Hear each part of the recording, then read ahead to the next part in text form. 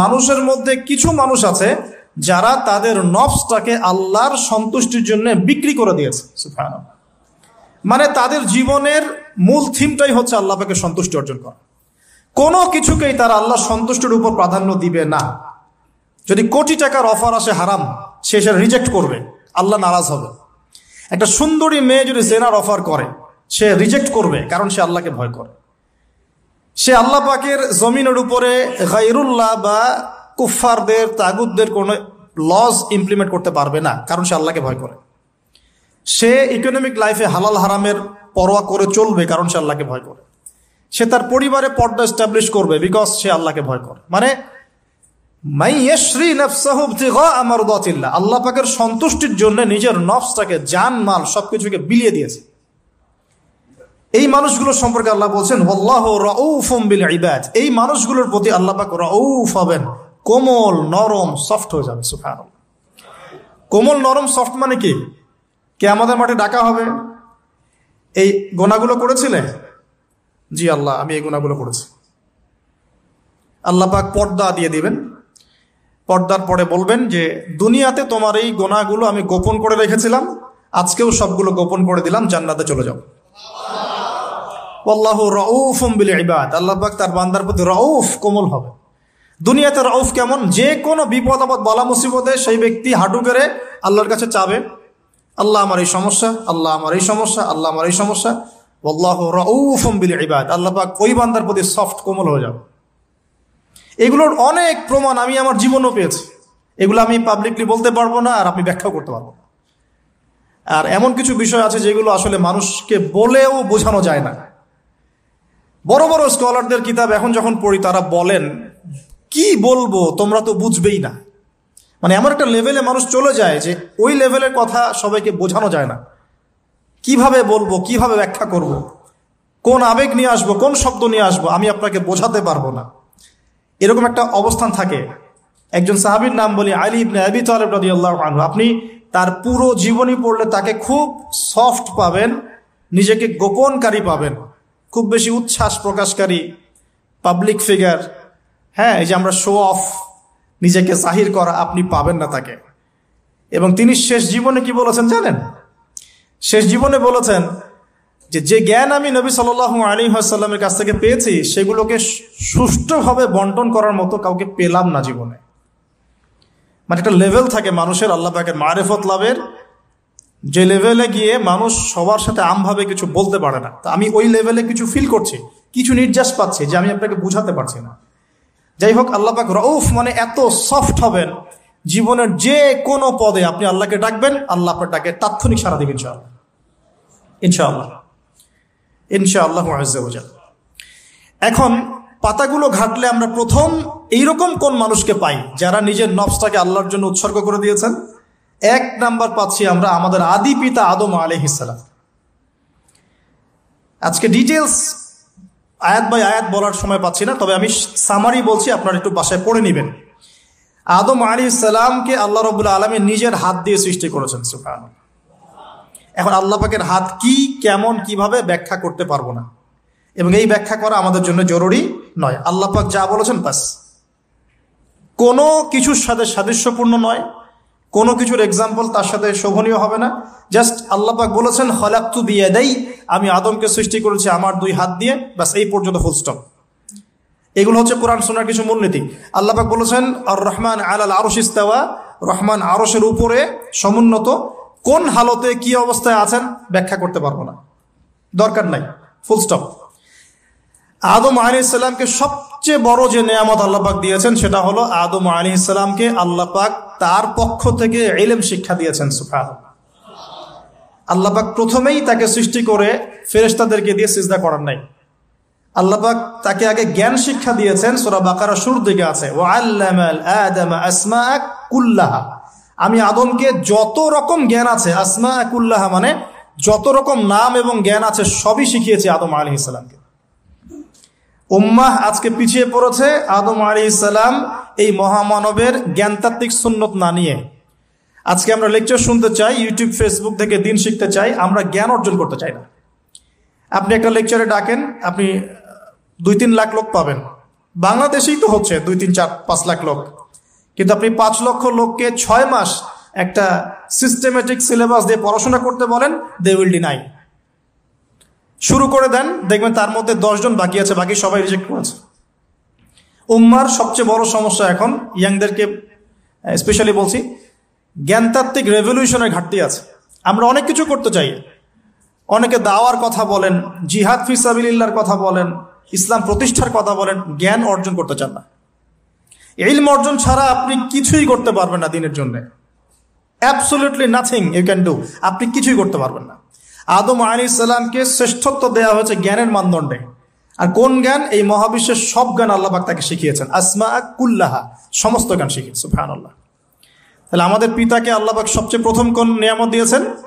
জ্ঞানের নিয়ামত। এরপরে আল্লাহ পাক বলেছেন ফেরেশতাদেরকে, ওয়াইয কুলনা লিল মালাইকা উসজুদু লিআদম, এবার তোমরা সবাই আদমকে সেজদা করো। এটা কিসের কারণে? ফিজিক্যাল স্ট্রাকচারের কারণে নয়, এটা কিন্তু জ্ঞানের কারণে, জ্ঞানতাত্ত্বিক সম্মানের কারণে। আর এই সেজদা সম্মানের সেজদা ছিল। এরপর আমরা জানি যে আদম আলাইহিস সালামকে জান্নাতে রাখা হয়েছে। সেখানে ওই যে ফেরেশতাদের মধ্যে লুকিয়ে থাকা জিন, যার নাম ইবলিস, সে সেজদা করে নাই। ইবলিস কিন্তু ফেরেশতা ছিল না, এটা ভুল কথা। ইবলিস কানা মিনাল জিন্নি ফাফাসাকা আন আমরি রাব্বিহি, ইবলিস ছিল জিন জাতির একজন যে তার রবের আদেশকে লঙ্ঘন করেছিল। ইবলিস ফেরেশতা ছিল না, এটা ভুল কনসেপ্ট। এমন না সে ফেরেশতা ছিল পরে শয়তান হয়ে গেছে, না, সে কখনোই ফেরেশতা ছিল না, সে জিন জাতির একজন ছিল। বিকজ এই পৃথিবীতে মানুষের আগে জিন জাতির অবস্থান ছিল। এর পূর্বে হয়তো আরো কিছু ছিল, আমরা জানি না, আল্লাহ পাক গোপন করে দিয়েছেন, আমরা জানি না। এখন ইবলিস সেজদা করেনি কেন? বিকজ সে বলেছিল খলাকতানি মিন নার ওয়া খলাকতাহু মিন তিন, আমাকে সৃষ্টি করেছেন আপনি আগুন দিয়ে, আদমকে সৃষ্টি করেছেন মাটি দিয়ে, কেন আমি আদমকে সেজদা করব? সে আদমকে সেজদা না করে এটা প্রমাণ করতে চাচ্ছে যে আল্লাহ আপনি ভুল, আমি সঠিক। নাউজুবিল্লাহ। এটাকে বলা হয় বাতিল কিয়াস, বাতিল কিয়াস, ভুল কিয়াস। এবং শুধু তাই না, আল্লাহ রাব্বুল আলামিন তাকে ওয়ার্ন করার পরেও সে কিন্তু ইউটার্ন করে তওবা করে ফিরে আসে নাই। সে তার মতের উপর অটল ছিল। পক্ষান্তরে আমাদের পিতামাতা যখন ফল খেয়ে ফেলেছেন জান্নাতে, যখন পোশাক খুলে গেছে, জান্নাতের পোশাক খুলে গেছে, ফল খাওয়ার পর প্রথম যে ঘটনা ঘটেছে, গায়ের পোশাকটা খুলে গেছে। দেখেন, সর্বপ্রথম আমাদের পিতামাতাকে জান্নাতে ফেরেশতাদের সামনে ইবলিস নগ্ন করে দিয়েছে। এটা ছিল আমাদের প্রতি ইবলিসের সবচেয়ে বড় আঘাত। শুরুতে, প্রথম আঘাত। শুরুতে শিরক করাতে পারে নাই, বেদাত করাতে পারে নাই, হারাম খাওয়াতে পারেনি ইত্যাদি। শুরুতে আমাদের পিতামাতাকে সে অবাধ্যতায় লিপ্ত করে গা থেকে জান্নাতের পোশাকটা খুলে ফেলে দিয়েছে। এখান থেকে আমাদেরকে বুঝতে হবে, আজকের এই গ্লোবাল সোসাইটিতে আমরা যে নগ্নতার এই ভয়াল থাবা এবং প্রদর্শনী দেখছি, এটা ওই আসমানের ওই যে ইবলিসের যে চক্রান্ত, তার এই জমিনে বাস্তবায়ন হচ্ছে এখন। বুঝাতে পারিনি মনে হয়, আল্লাহ মাফ করো। ইবলিস আমাদের পিতামাতার গা থেকে কাপড় খুলে ফেলে দিয়েছিল। সূরা আরাফে আল্লাহ পাক এটা বলেছেন, ইয়ানজিউ আনহুমা লিবাসাহুমা লিইউরিয়াহুমা মিন সাওয়াতিহিমা। হে বনু আদম, তোমরা সতর্ক থেকো, তোমাদের পিতামাতার গা থেকে কিন্তু ইবলিস কাপড় খুলে ফেলেছিল, তোমরা পৃথিবীতে গিয়ে আবার সেই কাজ করো না। তাহলে এখন আমরা একটু বুঝতে চেষ্টা করি, ইন্টেলেকচুয়াল অডিয়েন্স সবাই আমরা, আমাদের ক্রিটিক্যাল থিঙ্কার্স দরকার। তাহলে এখন যে সোসাইটির মধ্যে নগ্নতার, বেহায়াপনার সয়লাভ চলছে, every single city and country, including Dhaka, the city of Akhiruzzaman, সেটাও তো দেখেন কোথায় আপনি মানে শালীনতা পাচ্ছেন। ইসলামিক কান্ট্রি হিসেবে আলহামদুলিল্লাহ এখানে অনেক কিছু পান। ওয়ার্ল্ডের অন্যদিকে তাকিয়ে দেখুন। তার মানে ইবলিসের ওই এজেন্টটা এখন পৃথিবীতে কিছু মানুষ বাস্তবায়ন করছে, তাদের সাথে ইবলিসের একটা যোগসূত্র আছে আদর্শিক। আল্লাহ পাক আমাদের মা বোনদেরকে বেপরদামি থেকে হেফাজত করুন এবং আমাদের চোখগুলোকে আল্লাহ পাক পবিত্র করুন। কিভাবে আপনি চোখ নামিয়ে চলবেন এই সমাজের মধ্যে? এটা এত সহজ নয়, আমরা খুব ভালো করে জানি এটা এত সহজ নয়। তো দেখুন, অনেক ভিতরে চলে যাচ্ছি। আদম আলাইহিস সালাম, হাওয়া আলাইহিস সালামকে সর্বপ্রথম নগ্ন করে দিয়েছে ইবলিস। তারা কিন্তু তওবা করে ফিরে এসেছেন। কি সেটা? রব্বানা, আমরা বলি রব্বানা যালামনা আনফুসানা ওয়া ইল্লাম তাগফির লানা ওয়া তারহামনা লানাকুনান্না মিনাল খাসিরিন। যখনই আমাদের পিতামাতা বুঝতে পারলেন যে তারা একটা ভুল করে ফেলেছেন, তখন তারা তওবা করে ইউটার্ন করলেন আল্লাহর দিকে, যেই কাজটা ইবলিস করে নাই। এই কাজটা ইবলিস না করার কারণে সে কাফের হয়ে গেছে, চিরস্থায়ী জাহান্নামী হয়ে গেছে। আর এই তওবা করে ফিরে আসার কারণে আমাদের পিতামাতা জান্নাতি হয়ে গেছে। আল্লাহ পাক এ কারণেই তার রাসূলের মাধ্যমে জানিয়েছেন যে প্রত্যেক আদম সন্তান, কুল্লু বানি আদম খাত্তা, প্রত্যেক বনু আদম হচ্ছে পাপী। আমরা সবাই পাপী, আমরা সবাই পাপী। পাপের তো শেষ নাই আমাদের, আল্লাহ মাফ করুক। ওয়া খায়রুল খাত্তাইন আত-তাওয়াব, যারা তওবা করে ফিরে আসে এরাই হচ্ছে শ্রেষ্ঠ পাপী। জীবনের যে কোনো সময় যদি কেউ খালেস ভাবে আল্লাহর দিকে তওবা করে ফিরে আসতে পারে, আল্লাহ পাক এক মুহূর্তের মধ্যে তার আমলনামার সমস্ত গুনাহ মাফ করে নেকি দিয়ে পরিবর্তন করতে পারে। এগুলো হাদিস থেকে বলছি, ডিটেলস বলতে পারছি না আমি, কোডগুলো। তো এখন এই মহামানবের জীবন থেকে আমরা কি শিখলাম? দেখুন, তাকে আল্লাহ পাক ইলমের নিয়ামত দিয়েছেন। তার মানে আমরা যদি গতানুগতিক মুসলিম না হয়ে এক্সট্রা অর্ডিনারি মুসলিম হয়ে আল্লাহর সাথে সাক্ষাৎ করতে চাই, দুনিয়াতে বেঁচে থাকতে চাই, পরকালে জান্নাত চাই, তাহলে আমাদেরকে আগে ইলমের চর্চা করতে হবে। এবং এই জ্ঞানের চর্চা মানে ক্লাসিক্যাল সিলেবাসে আপনাকে পড়াশোনা করতে হবে। শুধু একটা লেকচার শুনে নয়, ফেসবুক ইউটিউব দেখে তো মোটেই নয়। এখান থেকে মাঝে মাঝে কিছু নলেজ নেওয়া যায়, কিন্তু এগুলো কখনো কনস্ট্রাকটিভ নলেজ নয়। বরেণ্য ওলামায়ে কেরাম যারা থাকবেন আপনাদের বেস্ট পসিবল ওয়েতে, তাদের কাছে গিয়ে পরামর্শ করে বইপত্র পড়তে হবে। আদারওয়াইজ আপনার মেমোরি এবং জ্ঞানটা বিক্ষিপ্ত হয়ে যাবে। এখনকার ইয়াং জেনারেশনের অন্যতম সেরা প্রবলেম হচ্ছে তাদের মস্তিষ্ক বিক্ষিপ্ত। তাদের মস্তিষ্কে কনস্ট্রাকটিভ কোনো সিলেবাসের পড়াশোনা নাই। আজকে এই বই, কালকে ওই বই, কালকে আদনান ভাইয়ের লেকচার, পরশুদিন আজহারি ভাইয়ের লেকচার, তারপরের দিন আরেক ভাই, তারপর আরেক ভাই। আবার সমাজে তো এক একজন এক এক কথাও বলছে, তখন তার মাথাটা পুরো পাজলড, হ্যাঁ, ম্যাসাকার্ড। এই মাসালা এটা বলছেন, ওই মাসালা ওইটা, তার ওইটা কি হবে, ওইটা কি হবে। সলিউশন হচ্ছে ক্লাসিক্যাল ইসলামিক সিলেবাস পড়াশোনা করতে হবে। আমি খুব শর্ট করে গেলে সাবজেক্টগুলো বলে দিই আপনাদেরকে। 1 নম্বর, ফার্স্ট অফ অল কোরআনুল কারীম। কোরআনুল কারীমের মধ্যে থাকবে authentic recitation, translation, Quranic grammar এবং অ্যারাবিক ল্যাঙ্গুয়েজ, 4টা বিষয়। তারপর থাকবে হাদিস নবী সাল্লাল্লাহু আলাইহি ওয়াসাল্লাম। হাদিসের মধ্যে সহজ হাদিসের কিতাবগুলো পড়তে হবে। ফর এক্সাম্পল মিশকাতুল মাসাবিহ, রিয়াদুস সালিহিন, বুলুগুল মারাম, আপনার ফয়জুল কালাম, হাদিসে আরবাইন, এরকম কিতাবগুলো আগে, তারপরে আস্তে আস্তে আস্তে আপনি কঠিন কিতাবের দিকে যাবেন। তবে এগুলো ওস্তাদ ছাড়া হয় না। এরপর দরকার হচ্ছে সিরাত, নবী সাল্লাল্লাহু আলাইহি ওয়াসাল্লামের পবিত্র জীবনী। এই জীবনী যার জানা নাই, সে তার জীবনটাকে রাসূলের সিরাতের আলোকে মেলাতে পারবে না। এবং দ্বীন ইসলাম নিয়ে কিছু করতে চাইলে রাসূলের সিরাতের সুন্নাহ মাফিক করতে পারবে না। এরপর দরকার ইকোনমিক্সের জ্ঞান, ইসলামিক ইকোনমিক্স অবশ্যই। তারপরে দরকার হচ্ছে ইসলামিক ইতিহাসের জ্ঞান, ফিকহের জ্ঞান, আকীদার জ্ঞান, উসুলের জ্ঞান। এভাবে একটা কনস্ট্রাকটিভ সিলেবাস দাঁড়ায়। তারপরে গিয়ে একজন মানুষের জ্ঞানটা পাকাপোক্ত হবে। সময় লাগুক না, 10 বছর, 15 বছর, 20 বছর। আমরা দোয়া করি আল্লাহর কাছে, আল্লাহ পাক আগামী পুরো 20 বছর আমাদেরকে পড়াশোনা করার তৌফিক দান করুন। পড়তে থাকবো। আমাদের বেশি কথা বলার দরকার নেই, পড়তে থাকবো, জানতে থাকবো।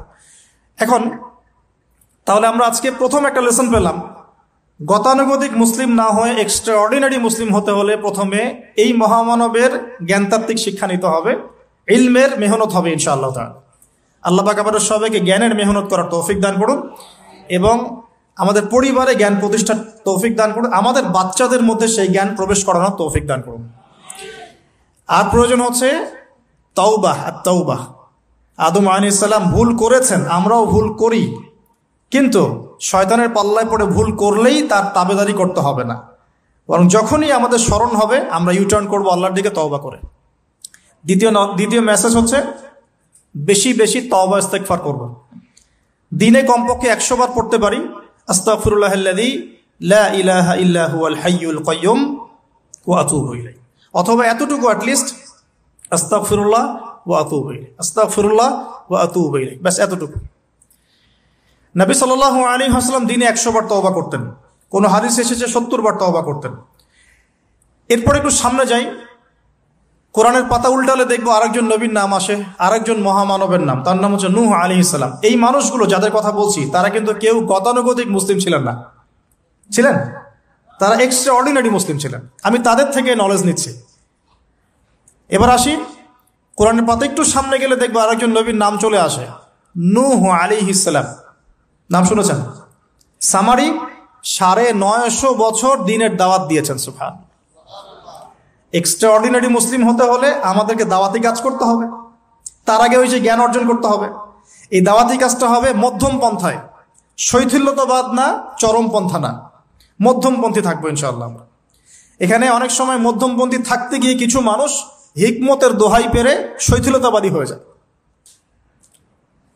আমি মনে বুঝাতে পারি না, কিছু মানুষ মধ্যম পন্থার দাওয়াতের কথা বলেও হিকমতের দোহাই দিয়ে কখনো কখনো শৈথিলতাবাদী হয়ে যান। এটাও ঠিক, ওটাও ঠিক, এটাও চলে, ওটাও চলে, এদিকে চলে আসে। আবার কিছু মানুষ মধ্যম পন্থার কথা বলে অনেক সময় খুব ওভার এগ্রেসিভ পদক্ষেপে চলে যান। দুটোই উম্মার জন্য ক্ষতিকর। এজন্যই ক্লাসিক্যাল ওলামায়ে কেরামের সাথে পরামর্শ ভিত্তিক চলাফেরা করা উচিত। তাহলে তারা ডাইরেকশন দিতে পারবেন যে কোনটা এই প্রেক্ষাপটে করা উচিত, কোনটা করা উচিত না। তো নূহ আলাইহিস সালামের জীবন থেকে আমরা শিখছি দাওয়াতের মেহনত করতে হবে। এটা আমি আজকেও শিখলাম নতুন করে। নিজের মধ্যেই মনে হলো যে আমার সামনে যে ভাই গাড়ি ড্রাইভ করছেন তাকে তো দুটো কথা বলতে পারতাম, কেন বললাম না? যে ইমামের পিছনে নামাজ পড়ে আসলাম তাকে তো দুটো কথা বলতে পারতাম, কেন বললাম না? বলতে পারতাম যে ইমাম সাহেব আপনি শুনুন, নবী সাল্লাল্লাহু আলাইহি ওয়াসাল্লাম বলেছেন দুনিয়ার সবচাইতে নিকৃষ্ট চোর হচ্ছে সে ব্যক্তি যে রুকু সেজদা ঠিক মতো আদায় করে না। চুরি করলে চোরের হাত কেটে ফেলতে হয়। যদি কেউ আমার ফোনটা চুরি করে, ইসলামিক লস কি বলছে? তার হাতটা কেটে ফেলতে হয়। আর নবীজি বলছেন সবচেয়ে নিকৃষ্ট চোর সে ব্যক্তি যে ব্যক্তি রুকু সেজদা ঠিক মতো আদায় করে না। তো আমরা এরকম দাওয়াতের অনেক ক্ষেত্র পাই। নিজেও ফিল করলাম যে না, আসলে মনে হয় আমি পরিপূর্ণ দায়ী হতে পারছি না। আমি তো যে বিমানে আসলাম তার কেবিন ক্রুদেরকে দাওয়াত দিতে পারতাম, অ্যাটলিস্ট শালীনতার একটা আয়াত শোনাতে পারতাম যে এই পোশাকগুলো মেয়েদের পরা উচিত নয়। যে পোশাকটা আপনি পরে আছেন, আকাশে উঠছি, সুবহানাল্লাহ, 1 সেকেন্ডের মধ্যে প্লেন ক্র্যাশ করতে পারে। Possible or not possible? 1 সেকেন্ডের মধ্যে। সেখানে আমি কিভাবে আল্লাহর জিকির বাদ দিয়ে বেহায়াপনা লিপ্ত হতে পারি? বিশ্বাস করেন, হয়তোবা আমি একটু দুর্বল মনের মানুষ কিনা জানি না, কিন্তু আমি এয়ারে উঠলে আমার সবসময় ফিকির থাকে লা ইলাহা ইল্লাল্লাহ লা হাওলা ওয়ালা কুওয়াতা ইল্লা বিল্লাহ আস্তাগফিরুল্লাহ ওয়া আতুবু ইলাইহি। মানে আমি মনে হয় যে আল্লাহ পাক ধরে রেখেছেন আমাকে, এটা ফিল করে আল্লাহ ধরে রেখেছেন বলে যেতে পারছি। ওখানে আমরা কিভাবে নগ্নতা প্রদর্শনী করতে পারি, কিভাবে করতে পারি? তো দাওয়াতের অনেক ক্ষেত্র সামনে আসে। আপনার সন্তানকে, আপনার স্ত্রীকে, আপনার প্রতিবেশীকে, ড্রাইভারকে, সবজিওয়ালাকে আমরা দাওয়াত দিতে পারি। বাট আমি মনে হচ্ছে যে আমি আসলে কথাটা বলছি বড় গলায়, আমি এখনো নিজে ওটা হতে পারি নাই। আল্লাহ পাক আমাদেরকে হওয়ার তৌফিক দান করুন। নূহ আলাইহিস সালাম 950 বছর দাওয়াত দিয়েছেন। একটা খালি এক্সাম্পল দিচ্ছি। তিনি সূরা নূহের মধ্যে আল্লাহ পাক বলেছেন, নূহ আলাইহিস সালাম আল্লাহকে বলছেন, রব্বি, হে আমার রব, ইন্নী দাআউতু কওমি লাইলা ওয়া নাহারা, আমি আমার এই কওমকে প্রতিদিন প্রতি রাত দাওয়াত দিয়েছি। সুবহানাল্লাহ, প্রতিদিন প্রতি রাত। আজকে এসেছি, হয়তো 2-3 মাস পরে আপনাদের এখানে আবার আসতে পারি। প্রতিদিন প্রতি রাত কিন্তু আমি দাওয়াতি কাজ করতে পারছি না, আমরা কেউই করছি না। নূহ আলাইহিস সালাম বলছেন আমি বিনা আজর, কোনো আজর ছাড়াই, কোনো স্বার্থ ছাড়াই আল্লাহ আমি আমার কওমকে দিন রাত দাওয়াত দিয়েছি। ওয়ালাম ইয়াজিদহুম দুআই ইল্লা ফিরারা, যখনই দাওয়াত দিয়েছি আমার দাওয়াত শুনে তারা খালি পৃষ্ঠ প্রদর্শন করেছে। কেউ মাথা ঢেকে ফেলেছে, কেউ মুখ কান বন্ধ করেছে, হ্যাঁ, কেউ আমাকে পাগল বলেছে, মজনুন বলেছে। এমনকি তিনি যখন নৌকা বানাচ্ছেন আল্লাহ পাকের আদেশে, মানুষ পাশ দিয়ে হেঁটে যায় আর টিটকারি করে, কবে মরুভূমিতে নৌকা চলবে? নূহ, তোমার এই নৌকা মরুভূমিতে চলবে কবে? মানুষ টিটকারি মারে। হ্যাঁ, তো এখনো দেখবেন স্ক্যাটোলজিক্যাল কথা বললে, আখিরুজ্জামানে কথা বলে অনেকেই মজা নেয়। কবে আসবে ক্যাশলেস সোসাইটি? বললাম তো চলে আসছে। কবে আসবে মালহামা? বলছি চলে আসবে। কবে আসবে বড় বড় ভূমিকম্প? আসছে, সবর করেন। তো নূহ আলাইহিস সালামের জীবন থেকে শিক্ষা, আমরা দাওয়াত দিব। আমরা ফার্স্ট অফ অল জ্ঞান অর্জন করব, ক্লাসিক্যাল সিলেবাস পড়াশোনা করব, ওলামায়ে কেরামের সাথে সোহবত রাখবো এবং দাওয়াতি কাজ করবো ইনশাআল্লাহ। এবং এখানে আমরা মধ্যমপন্থী থাকবো, নট চরমপন্থা, নট শৈথিল্যতাবাদ। নূহ আলাইহিস সালামের জীবন থেকে আরো দাওয়াত, দিন রাত দাওয়াতের মেহনত করা, দিন রাত দাওয়াতের মেহনত করা। আল্লাহ পাক আমাকে আপনাদের সবাইকে তৌফিক দান করুন। কতদিন? 950 বছর। কত বছর? 950 বছর। পুরো আব্বাসীয় খেলাফত ছিল 509 বছর কি 10 বছর মেবি। পুরো আব্বাসীয় খেলাফত 510 বছরের মতো।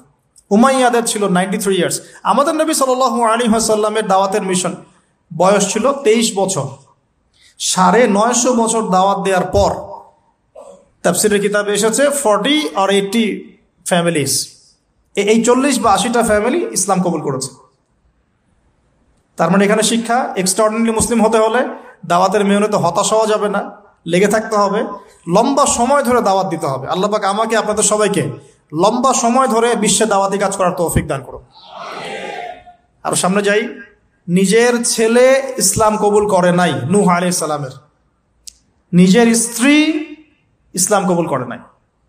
তার মানে আমাদের ফ্যামিলিগুলো এমন হতে পারে যে ফ্যামিলি নিজের ছেলে কথা শুনছে না, নিজের স্ত্রী কথা শুনছে না। পরোয়া করতে হবে না, তাদের পরোয়া করতে হবে না, শুধু দাওয়াত দিতে হবে। সেই অবস্থা লূত আলাইহিস সালামেরও, তারও স্ত্রী ইসলাম কবুল করছে না। আল্লাহ পাক তাদেরকে ধ্বংস করেছেন, নূহ আলাইহিস সালাম লূত আলাইহিস সালামকে উদ্ধার করেছেন।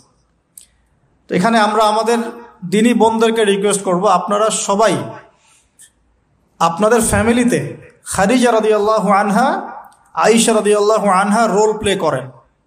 নূহ আলাইহিস সালাম আর লূত আলাইহিস সালামের স্ত্রী রোল প্লে করবেন না। আনফর্চুনেটলি এখনকার যে বিজি সিটিসগুলো, মানে যেগুলো আমরা বলি বস্তুবাদী শহরগুলো, ফ্যামিলিগুলো দিন দিন ক্রাশ করছে। সম্পর্কের টানাপোড়া, বিচ্ছেদ, ডিভোর্সড, আকীদা আদর্শের মিল নাই, স্বামী ইসলাম প্র্যাকটিস করলে স্ত্রীর সমস্যা, স্ত্রী প্র্যাকটিস করলে স্বামীর সমস্যা। এই প্রবলেমসগুলো আমাদেরকে সলভ করতে হবে।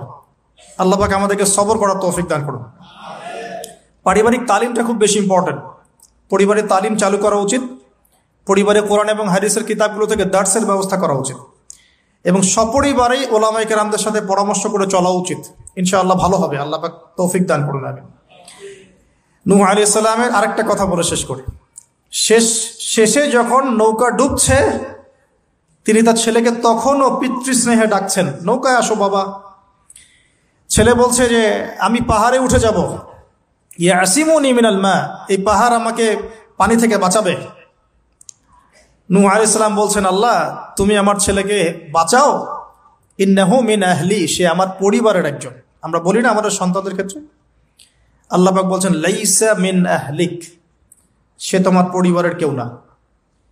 এখানে একটু হার্ড লাইনে যেতে হবে আমাদেরকে। অনেক সময় আমরা আমাদের ফ্যামিলির মধ্যে এমন কিছু মানুষকে পাই যারা টোটালি ইসলামকে ডিসকারেজ করেন, অস্বীকার করেন, নাস্তিকতায় লিপ্ত থাকেন, ইসলামের বেসিক ফান্ডামেন্টালগুলোকে ডিনাই করেন। এই ব্যাপারে কঠোর হওয়া উচিত। আল্লাহ পাক আমাদেরকে বোঝার তৌফিক দান করুন। পাতা উল্টালে এরপর একজন নবীর নাম আসে না, আসে একজন নেতার নাম। মুসা আলাইহিস সালামকে আল্লাহ পাক একটা বিজয় অভিযান দিয়েছিলেন বাইতুল মাকদাস, অনেকে বলেন মাকদিস।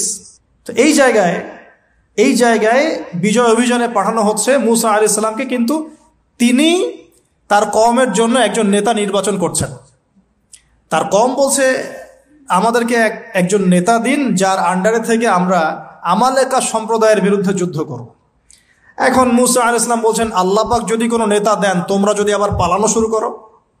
কারণ বনু ইসরাইল সম্পর্কে তার খুব মারাত্মক কিছু অভিজ্ঞতা আছে। ফেরাউনের কবল থেকে মুক্তি পাওয়ার পরে বাছুর পূজা শুরু করেছে। তোমরা তো এই আদেশ আসলে পিছনে পালানো শুরু করবা। তারা বলল না, আমরা পালাবো না, আমরা অবশ্যই সামনে অগ্রসর হব। কেন পালাবো? আমাদের জান মাল দিয়ে আমরা প্রয়োজনে ফাইট করব এবং আমরা আমাদের স্ত্রী সন্তানদেরকে রক্ষা করব। আমাদের বাড়িঘর তারা লুটপাট করছে, আমরা ওদেরকে প্রতিহত করব। অনেক কথা বলেছে, সূরা বাকারাতেই পাবেন আপনি ইনশাআল্লাহ।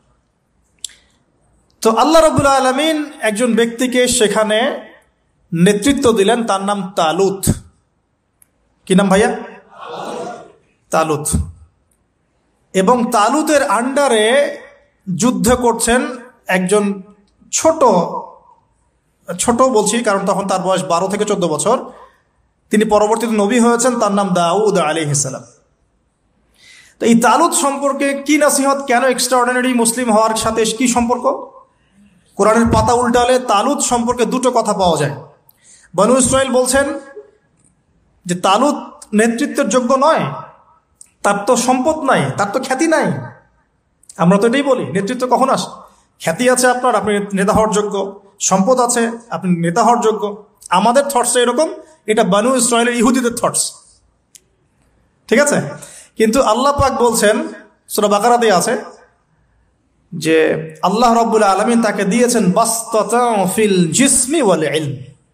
তালুতকে আমি নেতৃত্ব দিয়েছি কারণ তালুতকে আমি আল্লাহ দুটো নেয়ামত দিয়েছি। এক হচ্ছে শারীরিক ফিজিক্যাল শক্তি এবং সুস্থতা এবং জ্ঞানের প্রজ্ঞার পারদর্শিতা। তাহলে নেতৃত্বের দুটো গুণ পেলাম, প্রজ্ঞা, জ্ঞান এবং শারীরিক সুস্থতা, শক্তি। এক্সট্রাঅর্ডিনারি মুসলিম হতে হলে আমাদের সবাইকে সুস্থ থাকতে হবে, ফিজিক্যালি স্ট্রং থাকতে হবে। এটার জন্য এখনকার লাইফস্টাইল ত্যাগ করতে হবে। You have to change your food habits and lifestyle. এখন এটা নিয়ে আমিও বেশি কথা বলছি কারণ আমি নিজেও ট্রাই করছি। বিশ্বাস করেন, আপনাদেরকে আমি ফখর করে বলছি না। এক একটা স্টেডিয়াম আমরা যখন ছোট 20 বছর বয়স, 20 থেকে 25, 10 রাউন্ড আমাদেরকে আগে দিতে হতো, 10 রাউন্ড। এখন 3, হাইয়েস্ট 4। তাহলে ওই তালুতের ওই স্ট্রেংথ কিন্তু আমার কাছে এখন নাই। তার মানে আমার কাছে এখন নেতৃত্বের যোগ্যতাই নাই। তাহলে আমাদের এমপি মন্ত্রীদের কি হবে? বাংলাদেশের কথা বলছো তাহলে কি হবে? কেউ হুইল চেয়ারে, কেউ জ্বর হলে সিঙ্গাপুরে, কেউ ওইখানে অপারেশন, কেউ ওইখানে। ফিজিক্যালি ফিট কয়জন আছেন? আমি কিন্তু তাদের সাথে খুব মজা করে কথা বলি, তাদের সাথে আমার খুব ভালো সম্পর্ক। ভালো সম্পর্ক মানে ফ্রেন্ডলি সম্পর্ক, মানে নাসিহত করি, নাসিহত। এক ভাই বলছিলেন, ওনাদের একজন বড় কর্মকর্তা, দোয়া করেন আমার জন্য একটু খাস করে সেজদায়, যে ঠিক আছে আমি আপনার জন্য দোয়া করব, আল্লাহ পাক আপনাকে তাগুতের বিধান থেকে বের করে নিয়ে আসুন ঠিক আছে? তো যাই হোক, আল্লাহ তাদেরকে হেদায়েত করুন, দোয়া করি আমরা, আল্লাহ হেদায়েত করুন। এখন আমাদেরকে এক্সট্রাঅর্ডিনারি মুসলিম হতে হলে অবশ্যই ফিজিক্যালি ফিট থাকতে হবে। তালুতকে আল্লাহ পাক ফিটনেস দিয়েছেন। ফিটনেস কিভাবে আমরা রক্ষা করব আমরা বুঝবো। এটা খাওয়ার দাওয়ার, ঘুমানো, স্পেশালি ঘুমানো, ঘুম থেকে ওঠা, ফজরের পরের জগিং, প্রয়োজনে জিম এবং ফুড হ্যাবিট চেঞ্জ করা। রাসূল সাল্লাল্লাহু আলাইহি ওয়াসাল্লামের প্রফেটিক লাইফস্টাইল ফলো করলে ইনশাআল্লাহ আমরা সুস্থ থাকবো। আল্লাহ পাক আমাদের সবাইকে, আমি সহ আপনাদের সবাইকে আল্লাহ পাক সুস্থতার নিয়ামত দান করুন এবং আল্লাহ পাক আমাদের সবাইকে দীর্ঘ নেক হায়াত দারাজ করুন। এই হায়াতকে আল্লাহর দ্বীনের জন্য ব্যয় করার তৌফিক দান করুন। আরেকটা হচ্ছে ইলম। আবারও জ্ঞানের কথা আসলো। তালুতকে আমি জ্ঞান দিয়েছি। ইউতাল হিকমা, আল্লাহ পাক বলছেন যে ওয়ামা ইউতাল হিকমাতা ফাকাদ উতিয়া খায়রান কাসীরা, যাকে প্রজ্ঞা দেয়া হয়েছে তাকে প্রচুর প্রচুর প্রচুর কল্যাণ দেয়া হয়েছে। সুবহানাল্লাহ। পাতা উল্টাই সামনে যাই, এক্সট্রাঅর্ডিনারি মুসলিম ছিলেন আরেকজন, তার নাম হচ্ছেন দাউদ আলাইহিস সালাম, যিনি তালুতের বাহিনীতে যুদ্ধ করছেন। আমালেকা সম্প্রদায়ের মধ্যে অনেক বিশাল দেহি কিছু মানুষ ছিলেন, তার মধ্যে একজনের নাম জালুত। ওই জালুত নাকি একাই 100 জনের সাথে লড়াই করতে পারত। তো তালুত যখন নদী পার হচ্ছে তখন বলেছিল যে কেউ পানি খাবে না, শুধুমাত্র 1 ঢোক পানি খেতে পারবে। যে ব্যক্তি পানি খাবে ফালাইসা মিন্নি, সে আমার কিন্তু অন্তর্ভুক্ত হতে পারবে না। তাফসিরে আসছে মাত্র 313 জন সৈন্য পানি না খেয়ে থাকতে পেরেছে। ওই যে বদরে 313 জন, ঠিক তালুতের যুদ্ধেও 313 জন।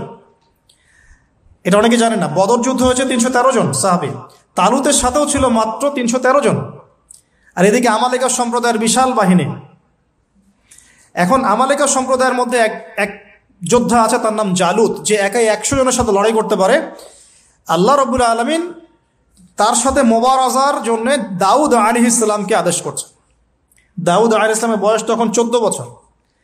বলা হচ্ছে তাফসীরের কিতাবে, দাউদ আলাইহিস সালাম দূর থেকে একটা গুলতি বলি আমরা, বাটুল গুলতি টাইপের, এগুলো নিক্ষেপ করে এটা সরাসরি তার এই দুই চোখের মাঝখানে গিয়ে লাগিয়েতেই তার ইন্তেকাল হয়ে গেছে, মৃত্যু হয়ে গেছে। জালুত শেষ। এটা দেখে আমালেকা সম্প্রদায় পিছনে পালানো শুরু করেছে। 313 জন নিয়ে এই মুসা আলাইহিস সালামের নেতৃত্বে, তালুতের নেতৃত্বে এই বাহিনী বাইতুল মাকদিস বিজয় করেছিল। এই বাইতুল মাকদিসের হিস্ট্রি অনেক অনেক প্রাচীন। এরা তো এখানকার নতুন আবর্জনা, এরা এখানকার নতুন নব্য আবর্জনা, কারণ এর হিস্ট্রি অনেক লম্বা, অনেক লম্বা। এর হিস্ট্রি এত লম্বা যেটা নিয়ে একটা কিতাবই লেখা যায়, যে জেরুজালেমের হিস্ট্রি, এই ইতিহাস পড়ে দেখেন।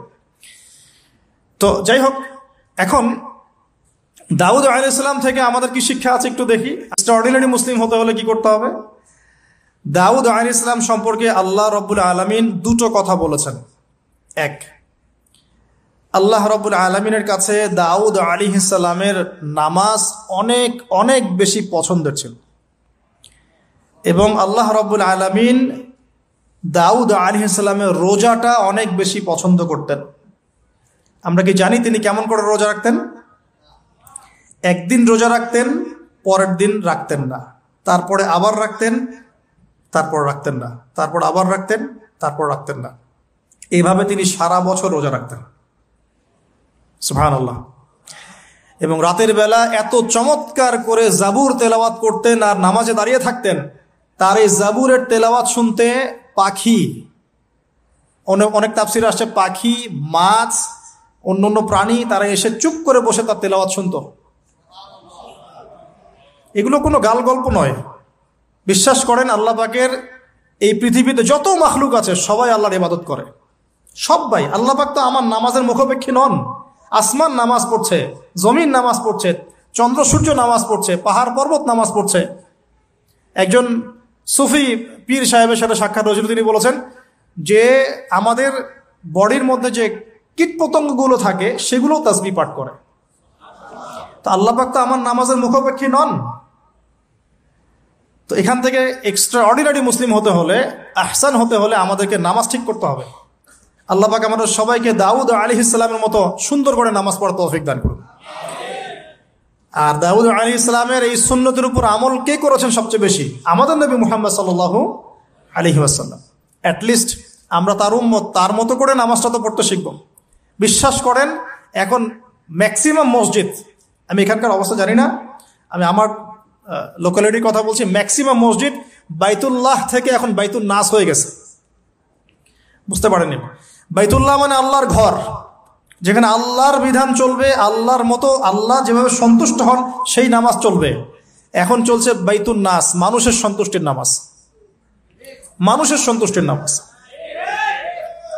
মসজিদ কমিটির, অনেক মসজিদ কমিটির সভাপতি সব সুদখোর, ঘুষখোর, দুর্নীতিবাজ ভর্তি। ইমাম সাহেব কিছু বলতেও পারে না, বেচারা কি বলবে, বললেই তো চাকরি শেষ। একদিন এক ইমাম সাহেবের সাথে গল্প হচ্ছিল, তিনি বলছেন যে আমি ভাই প্রথম দিন খুতবা দিয়েছি সুদের উপরে, প্রথম দিন খুতবা দিয়েছি সুদের উপরে, তারপরে আমাকে সুন্দর করে রিমান্ডে নিয়ে নিল আর কি কমিটি, তারপরে তওবার উপরে আমি আলোচনা করেছি, তওবার উপরে আলোচনা। এগুলো কিন্তু বাস্তবতা। বাইতুল নাস হয়ে গেছে মসজিদগুলো এখন। নামাজের কোনো আধ্যাত্মিকতাই পাচ্ছেন না আপনি, মারেফতি নাই। এই যে আমরা দাঁড়িয়ে বলি আউযু বিল্লাহি মিনাশ শাইতানির রাজিম মিন নাফখিহি ওয়া নাফসিহি ওয়া হামজিহি, কত পার্সেন্ট মানুষের অর্থ জানে? আমরা বলি বিসমিল্লাহির রহমানির রহিম, এই বিসমিল্লাহির রহমানির রহিম মানে বিসমিল্লাহ, খালি এতটুকু সিনটা শোনা যায়, বাকি আর কিছু শোনা যায় না। অথচ শুধু এই বিসমিল্লাহর প্রতি সম্মান প্রদর্শন করার জন্যে আল্লাহ পাক সাবার রানী বিলকিসকে ইসলাম কবুলের সৌভাগ্য দিয়েছিলেন। মনে আছে সুলাইমানের চিঠি, হয়তো অনেকে পড়েছেন। সুলাইমান আলাইহিস সালাম চিঠি দিয়েছেন, আমার কাছে আত্মসমর্পণ করো। তো রাজার পরিষদ সবাই বলছে আমরা উলুল কুওয়া, আমরা শক্তিশালী, আদেশ করেন লড়াই করব। বিলকিস বলছে না, ইন্নাহু মিন সুলাইমান, এটা সুলাইমানের পক্ষ থেকে আসছে। ওয়া ইন্নাহু বিসমিল্লাহির রহমানির রহিম, এখানে আছে পরম করুণাময় অসীম দয়ালু আল্লাহর নামে শুরু করছে। এই বিসমিল্লাহর প্রতি সম্মান প্রদর্শনের ওসিলায় আল্লাহ রাব্বুল আলামিন এই সাবার রানী বিলকিসকে এই ইসলাম কবুলের সৌভাগ্য দিয়ে দিয়েছেন। আলহামদুলিল্লাহ। বিসমিল্লাহ ঠিক নাই তেলাওয়াতে, কোরআন তেলাওয়াত ঠিক নাই নামাজের মধ্যে, এক একটা হরফের উচ্চারণ কোথায় কি হচ্ছে কি বুঝতেই পারছি না আমরা। আলহামদুলিল্লাহ রাব্বিল আলামিন কি পড়লো আল্লাহ ভালো জানে। এটা কি মন্ত্র নাকি? আলহামদুলিল্লাহি রাব্বিল আলামিন একটা অনুভূতি আছে, একটা অর্থ আছে। সমস্ত প্রশংসা এই জগৎ সমূহের রব আল্লাহর জন্য। আর রহমানির রহিম, যিনি পরম করুণাময় অসীম দয়ালু, একটা ফিলিংস আছে। মালিকি ইয়াউমিদ্দিন, যিনি বিচার দিনের মালিক।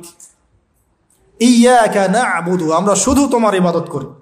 ওয়া ইয়াকা নাস্তাঈন, শুধু তোমার কাছেই সাহায্য চাই। একসাথে বলি আমরা নামাজে, ইহদিনাস সিরাতাল মুস্তাকিম, আল্লাহ আমাদেরকে সোজা সরল পথ দেখাও। কোথায় ফিলিংস? সিরাতাল লাযীনা আন'আমতা আলাইহিম, এই যে এক্সট্রাঅর্ডিনারি মানুষদের পথ দেখাও আমাদেরকে, যাদের প্রতি আপনি অনুগ্রহ করেছেন। গায়রিল মাগদুবি আলাইহিম, ওই মাগদুবদের পথ চাই না আল্লাহ। হ্যাঁ, ওদের ভালো জিনিস নেওয়া যাবে না এমনটা নয়, কিন্তু এমন নীতি আদর্শ নেওয়া যাবে না যেটা ইসলামের সাথে কনফ্লিক্ট হয়। কনফ্লিক্ট কি ইকোনমিক সেকশনে হচ্ছে না? রিবা কেন্দ্রিক ইকোনমিক সিস্টেম কি ইসলামিক? আল্লাহ সুবহানাহু ওয়া তাআলার ল বহির্ভূত পলিটিক্যাল সিস্টেম কি ইসলামিক? এটা নিজেই নিজেকে প্রশ্ন করি না, অ্যান্সার আপনি খুঁজে আপনার কবরে আপনি যান। কেউ কারোর সাথে লড়াই করছি না। এখন দেখুন, এই যে সূরা ফাতিহা অর্থ বুঝলাম না, একটা সূরা পড়ে গেলাম কুল হুয়াল্লাহু আহাদ। কি কুল হুয়াল্লাহু আহাদ মানে কি? এটা উচ্চারণই বা কেমন করে করতে হয়? কুল, বলুন, হুয়াল্লাহু আহাদ, তিনি আল্লাহ এক। এই যে কুল হুয়াল্লাহু আহাদ অনেকেই বলতে পারে না। কুল হুয়াল্লাহু আহাদ, এটা কি সব একসাথে মিলে একটা শব্দ? এখানে প্রস্রাব করিবেন না, কমা, নাকি করিলে জরিমানা হইবে, তো কমাটা চেঞ্জ করে দেন। এখানে প্রস্রাব করিবেন, না করিলে জরিমানা। তাহলে আমরা তো কোরআনকে এরকম বানিয়ে ফেলছি এখন। কুল হুয়াল্লাহু আহাদ মানে কি? আমি এগুলো নিয়ে বললে অনেক সময় চলে যাবে। আপনাকে হাতে সময় আছে? আচ্ছা, তো দেখেন, আমি নামাজ নাই ভাই, মসজিদে অ্যাপ্রোপ্রিয়েট নামাজ নাই। সব মসজিদের কথা বলছি না, ইল্লা মাশা আল্লাহ। অনেক মসজিদ এখন বাইতুন নাস হয়ে গেছে, মানুষের বাইত, আল্লাহর ঘর নাই, সূরা ঠিক নাই। এরপরে রুকু, এই যে রুকু করলাম, রুকুতে গিয়ে একটা বার সুবহানা রাব্বিয়াল আযীম বলারই সময় পাওয়া যাচ্ছে না। অন্তত 3 বার 5 বার 7 বার তো বলবে, বা 3 বার তো অ্যাটলিস্ট বলবে। এই যে উঠে সামি আল্লাহু লিমান হামিদা, হুলিমান হামিদা কি? হুলিমান হামিদা বলে কি কোনো শব্দ আছে? এটা নতুন শব্দ বানালাম আমি একটা। সামি আল্লাহ, আল্লাহ তার কথা শোনেন। লিমান হামিদা, যে তার কথা, যে আল্লাহর প্রশংসা করে। সামি আল্লাহ, আল্লাহ তার কথা শোনেন। লিমান হামিদাহু, যে তার প্রশংসা করে। একটা অর্থ আছে তো, সামি আল্লাহ হুলিমান হামিদা। হুলিমান হামিদা মানে কি? প্রতিটা জায়গায় সমস্যা, প্রতিটা জায়গায় সমস্যা। নামাজ, এখানে আমি একটা কথা বলতে ভিতরে চলে আসি। নামাজের আমাদের তাজকিয়া উঠে যাচ্ছে, আধ্যাত্মিকত্ব পাচ্ছেন না। আপনি নামাজ নিজে পড়ে নিজে ফিল হচ্ছেন আপনি নামাজ পড়েছেন। সেজদায় গেলেন, সেজদা মনে হচ্ছে ব্যায়াম, টাপাস টাপাস। মাঝখানে বসারও সময় নাই, মাঝখানে বসে যে একটু দোয়া পড়তে হয়, আল্লাহুম্মা গফিরলি ওয়ারহামনি, কত চমৎকার দোয়া। আল্লাহুম্মা গফিরলি, আল্লাহ আমাকে মাফ করে দাও। ওয়ারহামনি, আল্লাহ আমাকে রহম করো। ওয়াফিনি, আমাকে নিরাপত্তা দান করো। ওয়ারজুকনি, আমাকে রিজিক দান করো। এই তো দোয়া। নামাজের দোয়া বাদ দিয়ে নামাজের পরে লম্বা দোয়া। হ্যাঁ, নামাজের মূল দোয়াই নাই। আর আমাদের বাংলাদেশে কিছু গ্রাম আছে, ওখানে আবার দোয়া নিয়েছে মারামারি আর ক্যাচাল। এক একজন বিড়ি ফ্যাক্টরির মালিক, বিড়ি ফ্যাক্টরি, তামাক ফ্যাক্টরি, ওরা মসজিদে গন্ডগোল করে, দোয়া হাত তুলে করবে না করবে না, মানে বাদ দেন। আল্লাহ হেফাজত করুন আমাদেরকে, আল্লাহ আমাদেরকে পরিপূর্ণরূপে নামাজ পড়ার তৌফিক দান করুন। নামাজের প্রত্যেকটা বিষয় বুঝে বুঝে পড়লে এত মজা লাগে, এত স্বাদ লাগে, আপনি নামাজে ডুবে যাবেন। আর নবী সাল্লাল্লাহু আলাইহি ওয়াসাল্লাম কিভাবে সারা রাত নামাজ পড়তেন, মানে রাতের একটা লম্বা অংশ কেমন করে নামাজ পড়তে পারতেন? কারণ তিনি তো ফিল করতেন কি পড়তেছেন, তার তো ক্লান্তি লাগতো না। তার পা কখন ফুলে গেছে তার টেরি পাচ্ছেন না তিনি। কেন সাহাবীদের পা থেকে তীর খোলা যেত? কারণ নামাজে দাঁড়িয়ে তারা ডুবে গেছেন আল্লাহর মধ্যে। আল্লাহ আল্লাহ এটা তো বললে অনেকে আকীদার প্রশ্ন তুলবে। আসলে আল্লাহ পাকের সাথে আমি বিলীন হয়ে যাচ্ছে এখানে। এই বিলীন মানে কি? শারীরিক বিলীন। আমার মনন আল্লাহর প্রতি নিবদ্ধ হয়ে যাচ্ছে। এই তো নামাজ। এই নামাজ মেরাজুল মুমিন বলে না? আল্লাহর মুমিনদের জন্য মেরাজ, নামাজটাই তো মুমিনদের জন্য মেরাজ। তো মেরাজ মানে কি? সাক্ষাৎ, দেখা সাক্ষাৎ। তা আমাদের নামাজে তো আল্লাহর কোনো ফিলিংসই আসছে না। সেজদা করছে, সেজদায় নবীজি বলেছেন বেশি বেশি দোয়া করো, কারণ সেজদায় যে দোয়াটাই করবা কবুল হয়ে যাবে ইনশাআল্লাহ। তো সেজদায় তাসবিহ পড়ারই টাইম পাচ্ছি না, দোয়া করব কখন? একটা দোয়া করতে গিয়ে দেখলাম ইমাম সাহেব তাশাহুদ শুরু করে দিয়েছে, আর আমি তাশাহুদ ধরতে গিয়ে দেখলাম তাশাহুদ শেষ করতে করতে সালাম শেষ, আমার দরুদ শরীফ বাকি আছে। তো ওই জন্য বিশ্বাস করেন আমি নামাজটা আবার দৌড়ায় পড়ে আসছি, মাগরিবের নামাজ। ছোট ভাইকে নিয়ে বললাম পাশে দাঁড়া, নামাজ হয় নাই। কেন হয় নাই? রুকু সেজদা করতে পারি নাই। নামাজ হবে কিভাবে? এক ওয়াক্ত নামাজ চলে গেল। এই এক ওয়াক্ত নামাজ কি আমার জীবন আবার ফিরে আসবে কিনা? আর আপনারাই বলেন তো, কিয়ামতের মাঠে সবচেয়ে প্রথম কোন আমলের হিসাব হবে? আমার এই বড় বড় কথা, দিন কায়েম, জিহাদ, এই সেই, হাবি জাবি, অনেক বড় বড় কথা, নামাজ ঠিক নাই, কি হবে? ফায়দা আছে কোনো? এই জিনিসটা যদি আমাদের সমাজ থেকে আস্তে আস্তে বিদায় নিতে থাকে তাহলে তো সমস্যা। আল্লাহ পাক আমাদের সবাইকে পরিপূর্ণ নামাজি হওয়ার তৌফিক দান করুন। একটা কথা বলতে গিয়ে অনেক ভিতরে চলে আসলাম। দাউদ আলাইহিস সালামের নামাজ আল্লাহর কাছে অনেক প্রিয় ছিল, আর তার সওম রোজা আল্লাহর কাছে অনেক প্রিয় ছিল। আমাদের সবাইকে আল্লাহ পাক এই মহামানবের জীবন থেকে নামাজ শেখার তৌফিক দান করুন, রোজা রাখার তৌফিক দান করুন। এবং কোরআন, তিনি জাবুর তেলাওয়াত করতেন, এত মধুর সুরে তেলাওয়াত করতেন, পাখি এসে তার তেলাওয়াত শুনতো, মাছ এসে তেলাওয়াত শুনতো। আমাদের তেলাওয়াত তো মাশাআল্লাহ করলে মানুষ বিরক্ত হচ্ছে, আমাদের তেলাওয়াত শুনে মানুষ বিরক্ত হচ্ছে। তো আল্লাহর ওয়াস্তে আমি একটু রিকোয়েস্ট করি সবাইকে, আল্লাহর ওয়াস্তে আপনারা সবাই বিশুদ্ধ করে তার তিলের সাথে কোরআন তেলাওয়াত করা শিখবেন ইনশাআল্লাহ। 1 বছর সময় লাগে লাগুক, 2 বছর লাগে লাগুক, 3 বছর লাগে লাগুক। আমার একজন ওস্তাদি বলতে পারি, টিচার আছেন, যিনি নিজে 7 জনের কাছে কোরআন তেলাওয়াত করা শিখেছেন। তিনি নিজে 7 জন ওস্তাদের কাছে কোরআন তেলাওয়াত করা শিখেছেন। এর কোনো শেষ নাই। চমৎকার করে, সুন্দর করে, মাধুর্যের সাথে কোরআন তেলাওয়াত করা শিখুন। আল্লাহ পাক আমাদের সবাইকে ডেইলি অন্তত 1 পারা করে তেলাওয়াত করার তৌফিক দান করুন। এতে ইনশাআল্লাহ জীবনে বরকত হবে, হায়াতে বরকত হবে, রিজিকে বরকত হবে, আল্লাহর সাথে কানেকশন থাকবে, কোরআনের সাথে আপনার সম্পর্ক থাকবে। কোরআন কাল কিয়ামতে আপনার পক্ষে সাক্ষী দিবে ইনশাআল্লাহ। আল কোরআন হুজ্জাতুল লাকা ওয়া আলাইক, কোরআন আপনার পক্ষে সাক্ষী দিবে বা বিপক্ষে সাক্ষী দিবে। আল্লাহ রাসূল বলেন লা হাসাদা ইল্লা ইসনাতাইন, 2 জন ব্যক্তি ছাড়া কারো প্রতি ঈর্ষা করা জায়েজ নাই। এক, রাজুলুন আতাহুল্লাহুল কোরআন, এমন একজন ব্যক্তি যাকে আল্লাহ পাক কোরআন দিয়েছেন, সুবহানাল্লাহ। ইয়াকুমু বিহি আনা আল-লাইল ওয়া আনা আন-নাহার, যে কোরআন কেন্দ্রিক, সে দিনের বেলা আমল করে, রাতে তাহাজ্জুদের নামাজ পড়ে।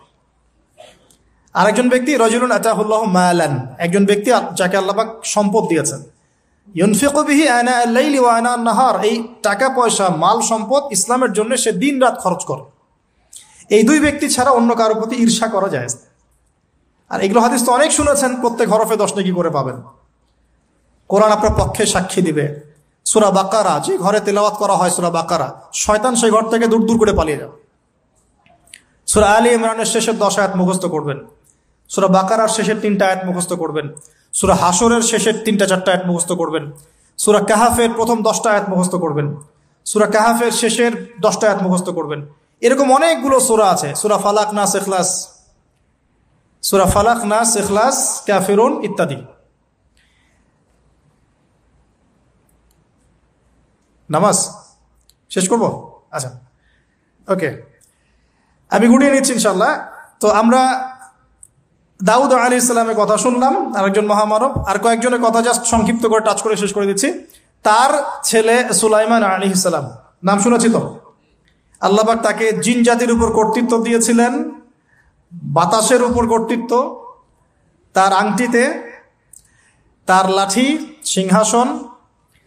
এক কথায় তাকে আল্লাহ পাক এত বড় রাজত্ব দিয়েছেন যেটা আল্লাহ পাক এর আগেও কাউকে দেন নাই, পরেও কাউকে দেন নাই।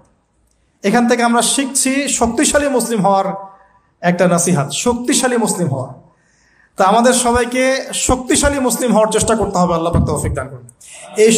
এই শক্তি গেইন করার চেষ্টা করতে হবে, আল্লাহ পাক তৌফিক দান করুন। দুর্বল মুমিনের চাইতে শক্তিশালী মুমিন আল্লাহর কাছে বেশি পছন্দের। এখানে ইসলামের শক্তি আমরা দেখতে পাচ্ছি। আরো সামনে যাই, পাতা উল্টাই, দেখবেন একজন অত্যন্ত অপূর্ব সুন্দর, আমাদের মুরাদ ভাইয়ের মতো অপূর্ব সুন্দর একজন মহামানবের কথা আছে, ইউসুফ আলাইহিস সালাম। আমরা সূরা ইউসুফ পড়তে শিখি নাই এখনো। আমরা সবাই মনে করি সূরা ইউসুফ মানে হচ্ছে ইউসুফ জুলাইখার প্রেম কাহিনী, আমরা এটাই মনে করি। সূরা ইউসুফকে আল্লাহ পাক সবচেয়ে শ্রেষ্ঠ উপন্যাস বলেছেন, আহসানুল কসাস। একটু গভীরভাবে পড়ে দেখবেন অর্থগুলো। এটা ইউসুফ জুলাইখার প্রেম কাহিনী নয়, এটা ইউসুফ আলাইহিস সালামের সাথে তার বাবার মহব্বতের কাহিনী। সুবহানাল্লাহ, এটা পিতা আর সন্তানের মহব্বতের কাহিনী। এত মহব্বত যে সন্তান 20 বছর আগে হারিয়ে গেছে, যে সন্তান কূপ থেকে রাজপ্রাসাদে, রাজপ্রাসাদ থেকে জেলখানায়, জেলখানা থেকে আবার মিশরের গভর্নমেন্ট মানে পলিটিক্যাল পাওয়ার এসেছেন। বাবা কিন্তু এটা জানেন না, কিন্তু সন্তান যখন একটা জামা পাঠিয়ে দিচ্ছে, জামা, এই কমিজটা নিয়ে যাও আমার বাবার চোখে দিও, বাবা দৃষ্টি ফিরে পাবে। ওই কমিজ নিয়ে যখন কিছু মানুষ আসছে তার বাসার সামনে, তিনি বলছেন, ইন্নী লাআজিদু রিহা ইউসুফ, আমি আল্লাহর কসম ইউসুফের গন্ধ পাচ্ছি। এটা মারা বুঝতে পারবেন, সন্তানের গন্ধ পাওয়া যায়। বাবারা বুঝবো, সন্তান মায়েদের আমাদের ছেলে মেয়েদের গন্ধ আমরা বুঝি, এটা আমার ছেলের গন্ধ, এটা মেয়ের গন্ধ। ইউসুফ আলাইহিস সালামের কামিজ আসছে 1200 মাইল দূর থেকে, আরো বেশি বা কম হবে, আর এখানে তার বাবা গন্ধ পাচ্ছেন। মহব্বত, এই কথাটা, এই আয়াতটা আসলেই চোখ দিয়ে পানি বের হয়ে যাবে। ইন্নী লাআজিদু রিহা ইউসুফ, আমি ইউসুফের গন্ধ পাচ্ছি। আর মানুষ বলছে আপনি পাগল হয়ে গেছেন, কতদিন আগে ইউসুফ চলে গেল, আপনি ইউসুফের কথা বলতে বলতে বলতে বলতে চোখ অন্ধ করে ফেললেন কাঁদতে কাঁদতে, এখন বলছেন ইউসুফের গন্ধ পাচ্ছেন। সুবহানাল্লাহ। তো সূরা ইউসুফ পিতা আর সন্তানের প্রেম কাহিনী, মহব্বতের কাহিনী, ট্র্যাজেডি লাইফের। ভাইদের ষড়যন্ত্রে চলে গেলেন কূপে, কূপ থেকে রাজপ্রাসাদে, রাজপ্রাসাদ থেকে জেলখানায়। জেনার আহ্বান করছে তাকে, তিনি বলছেন মাআযাল্লাহ, আমি আল্লাহর কাছে আশ্রয় প্রার্থনা করছি। এখানে আমরা সূরা ইউসুফ পড়তে গিয়ে ইউসুফ আলাইহিস সালামের বাহ্যিক সৌন্দর্য নিয়ে কথা বলি, তার চরিত্র তার বাহ্যিক সৌন্দর্যের চেয়ে অনেক বেশি সুন্দর। সূরা ইউসুফ আলাইহিস সালামের এই যে জেনা থেকে মুক্ত থাকার শিক্ষা, এটা যদি আমাদের যুব সমাজ নিতে পারে, ইনশাআল্লাহ অর্ধেক কাজ হয়ে যাবে ইনশাআল্লাহ। কত পার্সেন্ট যুবক আছে বলেন দেখি, একটু অনেস্টলি বলেন, সূরা ইউসুফ আলাইহিস সালামের মতো এরকম তাকওয়া, পরহেজগারিতা, জেনা মুক্ত জীবন যেমন করতে পারে। আমরা তো আরো ইচ্ছা করে প্রেম করি, অ্যাফেয়ার করি, রেপ করি, এই করি সেই করি। আর তাকে অফার করা হচ্ছে সম্ভ্রান্ত পরিবারের একজন রাজার স্ত্রী। ক্বালাত হাইতা লাক ক্বালা মাআযাল্লাহ। তাহলে এই মহামানব জীবন থেকে শিক্ষা আছে। আরেকটা বিষয় আছে রুইয়াল হক, এখানে সত্য স্বপ্নের কথা আছে। তাই যারা বেশি পরহেজগার হবেন আপনারা কিন্তু সত্য স্বপ্ন দেখবেন এবং স্বপ্নের সত্যতা ডিনাই করবেন না। শেষ জামানায় মুমিনের স্বপ্ন বেশি বেশি সত্য হবে। যদি সত্য স্বপ্ন দেখেন, ভালো স্বপ্ন দেখেন, প্রিয়জন কোনো প্রিয় মানুষকে বলবেন। যদি দুঃস্বপ্ন দেখেন, খারাপ স্বপ্ন দেখেন, কাউকে বলতে যাবেন না। এখানে পড়লে আপনি দেখবেন কাফেরের স্বপ্ন সত্যি হয়েছে।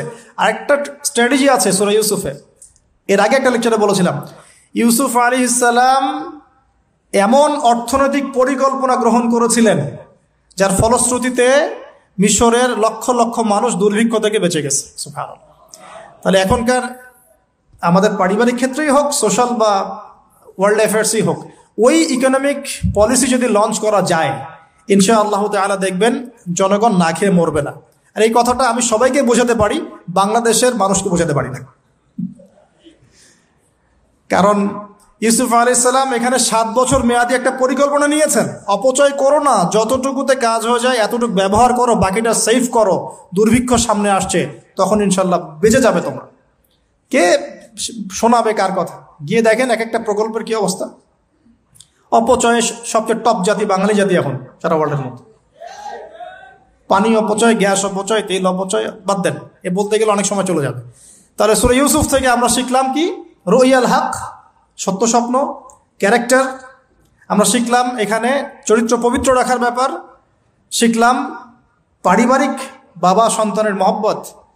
এক্সট্রাঅর্ডিনারি মুসলিম হতে হলে এগুলো দরকার আছে। একটু সামনে যান, একজন ব্যক্তির নাম বলছি, ইউনুস আলাইহিস সালাম। নাম শুনেছেন কিনা? আমরা সবাই জানি তিনি মাছের পেটে ছিলেন। কেন ছিলেন এটা অনেকে জানি না। কেন তিনি, কেন আল্লাহ পাক কেন তাকে মাছের পেটে পরীক্ষা করলেন? কারণটা আমি বলছি, সূরা আম্বিয়া পড়ে দেখবেন। তিনি যখন দাওয়াত দিচ্ছিলেন কওমকে, কওমের অনেকেই দাওয়াতটা রিসিভ করছিল না। একটু রাগান্বিত হয়েছেন তিনি, সামান্য একটু রাগান্বিত। আমরা হয়ে যাই না এখন? আরে কতদিন থেকে দাওয়াত দিই, মানুষ কথাই শোনে না। এক ভাই বলছেন, বড় আলেম, কয়েকদিন আগে আমি দেখা করে আসছি, বলছেন যে আমি ভাই এই বাংলাদেশ সম্পর্কে হতাশ হয়ে গেছি, আর মনে হয় না এখানে করে কাজ হবে। তো ইউনুস আলাইহিস সালাম একটু রাগান্বিত হয়ে ব্যাকওয়ার্ডে এসেছেন, আল্লাহ রাব্বুল আলামিন ধরে ফেলেছেন। তোমাকে তো আমি এই দায়িত্ব দিয়েছি জাস্ট আমার তাওহীদ প্রচার করার জন্য, কবুল কে করলো করলো না দেখার দরকার নাই। আল্লাহ পাক তাকে ওই পরীক্ষায় ফেলেছেন, 3 দিন 3 রাত মাছের পেটে। তখন তিনি কি দোয়া করছেন? লা ইলাহা ইল্লা আনতা সুবহানাকা ইন্নী কুনতু মিনাজ জালিমিন। আল্লাহ পাক বলছেন সূরা সফফাতের মধ্যে, তিনি যদি এই দোয়াটা না পড়তেন, লা লাবিসা ফি বাতনিহি ইলা ইয়াউমি ইউবআসুন, কিয়ামত পর্যন্ত তিনি মাছের পেটেই থাকতেন। নাউজুবিল্লাহ। তাহলে এখান থেকে আমরা শিখলাম জীবনে অনেক চড়াই উতরাই আসবে, সবর করতে হবে। দাওয়াতের মেহনতে সবর করতে হবে। মানুষ কবুল করলো করলো না দেখার দরকার নাই, আমি আমার গতিতে দাওয়াত দিতে থাকবো। আর বিপদ আপদ যদি চলে আসে, দোয়া ইউনুস পড়বো, বলবো লা ইলাহা ইল্লা আনতা সুবহানাকা ইন্নী কুনতু মিনাজ জালিমিন। আল্লাহ পাক যে কোনো বিপদ দূর করে দিবেন ইনশাআল্লাহ। সাক্ষাৎ মউত থেকে আল্লাহ পাক এই দোয়া পড়লে বাঁচাতে পারেন। এটা কি মৃত্যুর মুখোমুখি ছিলেন না মাছের পেটের মধ্যে? ওখানে কিন্তু মাছ যখন বমি করে দিয়ে গেছে তীরে, তখন সেখানে লাউ গাছ উৎপন্ন করা হয়েছে, লাউ গাছ। তো এটাতে আপনারা বুঝে ফেলেন যে এর সাথে কি সম্পর্ক আছে। তো ইউনুস আলাইহিস সালামের জীবন থেকে শিক্ষা কি? এই দোয়া পড়বো, লা ইলাহা ইল্লা আনতা সুবহানাকা ইন্নী কুনতু মিনাজ জালিমিন। আরেকজন নবীর নাম আইয়ুব, মহামানব, অনেক দিন অসুস্থ, মনে আছে? দীর্ঘদিন অসুস্থ। এখানে একটা কথা বলো, লোভ সামলাতে পারছি না। সালাত আমরা একসাথে পড়বো ইনশাআল্লাহ। আচ্ছা, সেটা হচ্ছে আইয়ুব আলাইহিস সালাম কখন এই দোয়া করেছেন? রব্বি আন্নী মাসানিয়া দুররু ওয়া আনতা আরহামুর রাহিমিন।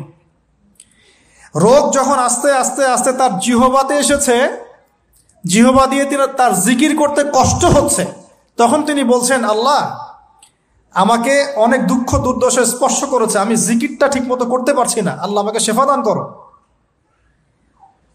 সুবহানাল্লাহ। এখন আল্লাহ রাব্বুল আলামিন তাকে গোসল করালেন, সুস্থতা লাভ করলেন, তাকে আহাল পরিবার দিলেন, আরোগ্য দান করলেন। শিক্ষা জীবনে যত বড়ই রোগ ব্যাধি বিপদ আপদ বালা মুসিবত আসুক না কেন, এই দোয়াটা পড়বো, আশাহত হব না, হতাশ হব না, আল্লাহর প্রতি সুধারণা রাখবো, দোয়া করবো রব্বি আন্নী মাসানিয়া দুর ওয়া আনতা আরহামুর রাহিমিন। ইনশাআল্লাহ শেফা হয়ে যাবে। সেই লোভনীয় কথাটা এটা। আইয়ুব আলাইহিস সালামের শরীরে রোগ ছিল, কলবে কি রোগ ছিল? আইয়ুব আলাইহিস সালামের কলবে কি রোগ ছিল? রোগটা দেহে ছিল। এখন 1 মিনিটের জন্য যদি আমরা আমাদের পোশাকটাকে চেঞ্জ করি, দেহটাকে কলবের পোশাক দেই, কলবটাকে দেহের পোশাক দেই, বলেন তো কত % মানুষ সুস্থ থাকবে? কথাটার ভিতরে ঢোকেন। মনে করেন আমাদের 2টা পোশাক, বাইরের দেহের পোশাক, একটা ভিতরে কলবের পোশাক। দেহে আমরা এখন সুস্থ সবাই, তাই তো? এখন এই দেহটাকে আমরা কলবের রূপ দিলাম, কলবটাকে আমরা দেহের রূপ দিলাম। এখন দেখেন তো কত % মানুষ সুস্থ আছে? আমাদের মধ্যে 99% মানুষ অসুস্থ না এখন? বিকজ আমাদের সবারই কলব অসুস্থ। এই কলবের মধ্যে হিংসা আছে, বিদ্বেষ আছে, জেনা আছে, পরকীয়া আছে, লোভ আছে, লালসা আছে, কি নাই? তাহলে বলেন তো আইয়ুব আলাইহিস সালামের এই দোয়া পড়ার সবচেয়ে বেশি হকদার কে? তিনি না আমরা? বুঝতে পারছেন না? ওই দোয়াটার উপর আমল করার সবচেয়ে বড় হকদার কার বেশি প্রয়োজন, আমাদের না তার? ব্যাস, আমরা এখন আমাদের নামাজে দোয়া পড়বো, রব্বি আন্নী মাসানিয়া দুররু ওয়া আনতা আরহামুর রাহিমিন। আল্লাহ আমাদের কলবে রোগ হয়ে গেছে, আল্লাহ তুমি আমাদের এই রোগ থেকে শেফা দান করো। কারণ কলব শেফা না হলে কোনোদিনও আমাদের আমল কিন্তু কবুল হচ্ছে না। কলবের মধ্যেই সমস্যা থাকলে আমল কবুল হচ্ছে না। আল্লাহ মাফ করুক আমাদেরকে। এখন কলব পরিষ্কারের কয়েকটা টিপস। এক, ডেইলি একবার করে হলেও চিন্তা করতে হবে যে আমরা এই পৃথিবীতে থাকতে আসি নাই, আমাদেরকে যেতে হবে। একবার করে হলেও চিন্তা করতে হবে।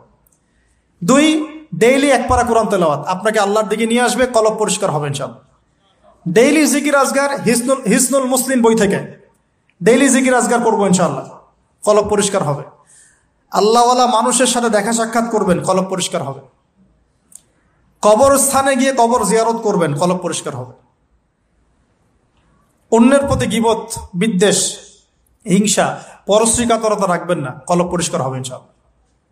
সবচেয়ে বড় কথা, সেজদায় যারা বেশি বেশি দোয়া করতে পারে তাদের অন্তর পরিষ্কার হয়ে যাবে ইনশাআল্লাহ। আল্লাহ পাক আমাদের সবাইকে আইয়ুব আলাইহিস সালামের জীবন থেকে শিক্ষা নেওয়ার তৌফিক দান করুন। মুসা ঈসাকে একসাথে বলছে, দুজনকে আল্লাহ পাক কেরামত দিয়েছেন, কেরামত, মহামানব কেরামত। লাঠি ছুঁড়ে মারছেন, সাপ হয়ে যাচ্ছে। মৃত মানুষের গায়ে আল্লাহর নামে হাত বুলাচ্ছেন, দাঁড়িয়ে যাচ্ছে। অন্ধ ব্যক্তি চোখে হাত বুলাচ্ছেন, তাকিয়ে দেখছে, দৃষ্টিশক্তি ফিরে পাচ্ছে। দুজনকে আল্লাহ পাক কেরামত দিয়েছেন, কেরামত। একজনের সাথে আল্লাহ পাক কথা বলেছেন, আর একজনকে আল্লাহ পাক বিনা পিতায় সৃষ্টি করেছেন, সুবহানাল্লাহ। যাকে আল্লাহ পাক এখন উপরে উঠিয়ে নিয়েছেন, আবারও আসবেন ইনশাআল্লাহ তাআলা। ওই আনফিনিশড জব তার এখনো বাকি আছে। সেটা হলো ওই জেরুজালেম থেকে দিন ইসলামের পতাকাকে বুলন্দ করবেন ইনশাআল্লাহ, এবং সারা বিশ্বে ইসলামী খেলাফা আবারও কায়েম করবেন ঈসা আলাইহিস সালাম ইনশাআল্লাহ। এবং মিথ্যা মাসিহুদ দাজ্জালকে হত্যা করবেন ঈসা আলাইহিস সালাম। তার আগ পর্যন্ত জিউসদের সময়, এর আগ পর্যন্ত ওদের সময় তারা লম্ফ জম্প জুলুম নির্যাতন করতে থাকবে। এটাই হবে তাদের শেষ ধ্বংসের পরিণতি। এরপরে তারা কখনোই পৃথিবীর বুকে মাথা তুলে দাঁড়াতে পারবে না ইনশাআল্লাহ। তো তাদের দুজনের জীবনে অনেক শিক্ষা আছে। মুসা আলাইহিস সালাম কে আল্লাহ পাক ফিরআউনের কাছে পাঠিয়েছেন।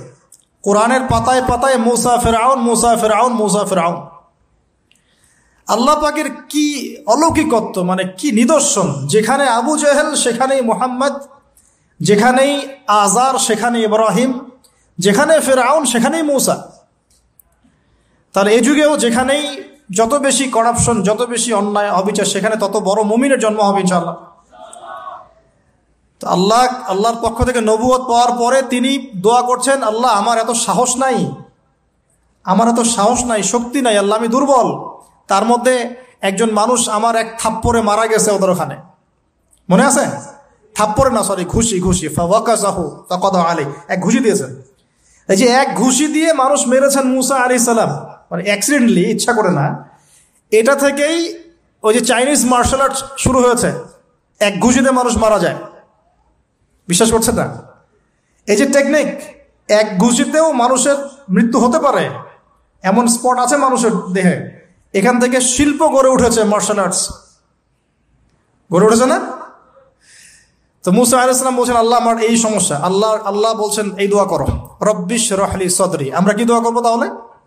রব্বিশ রহলি সদরি, আল্লাহ আমার এই কলিজাটা বড় করে দাও। মানে আমার কলিজা বড় করো মানে কি? সাহস বাড়িয়ে দাও। দিনের দাওয়াত দেওয়ার জন্য কি লাগে? সাহস। আমার সাহস বাড়িয়ে দাও।